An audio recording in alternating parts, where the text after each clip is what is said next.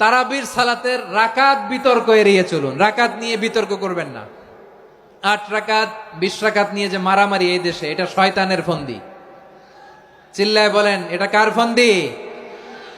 আমরা 20 রাকাত পড়ি, আপনারা হয়তো 8 রাকাত পড়েন, কোনো অসুবিধা নাই।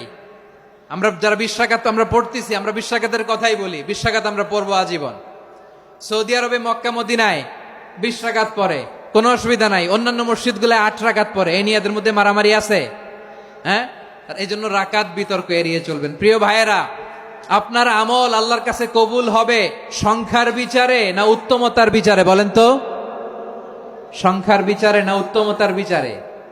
উত্তমতার বিচারে। কত চমৎকার ভাবে আপনি আল্লাহর সামনে দাঁড়াতে পারছেন, এটা বিবেচ্য। রুকু সেজদাগুলো সুন্দরভাবে করবেন। রুকু থেকে সোজা হয়ে দাঁড়ানো ওয়াজিব, 2 সেজদার মাঝখানে সোজা হয়ে বসা ওয়াজিব। এই তা'দীলুল আরকান বাদ দিলে হানাফি মাযহাব মতে সৌ সেজদা দিতে হবে। অন্য মাযহাব মতে নামাজই হবে না, আপনি নামাজই হবে না। এই জন্য ধীরস্থির ভাবে তারাবির সালাত যেন আমরা আদায় করি। পারা যাবে তো ইনশাআল্লাহ? 3 নাম্বার, তাহাজ্জুদের সালাত আদায় করুন। বছরের অন্য সময় উঠতে পারি না, অনেকে বলে হুজুর উঠতে পারি না, কিন্তু রমাদানে সাহারি খাওয়ার জন্য তো উঠাই লাগে। কি বলেন, সাহারি খান আপনারা? হ্যাঁ, খান না? খান কে কে দেখি তো? মাশাআল্লাহ মাশাআল্লাহ। এই সুন্নত পালনের জন্য 1 নাম্বার। মাশাআল্লাহ, ঠিক আছে, পালন করবেন।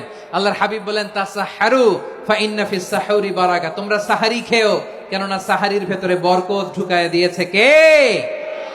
একটা খেজুর, 1 গ্লাস পানি খেলেও সারা দিন আপনাকে তরতাজা রাখে কে?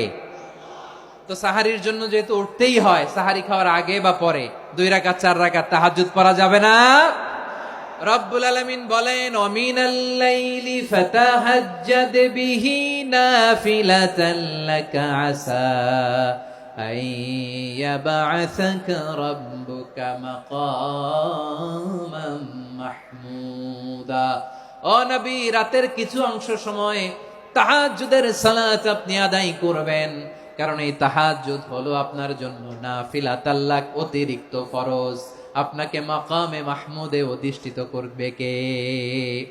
এজন্য যারা সম্মানিত হতে চান, সম্মানের আসনে যেতে চান, তাদের জন্য তাহাজ্জুদ অবধারিত। আমরা রমজানে সাহারির আগে তাহাজ্জুদ পড়তে চাই কি চাই না?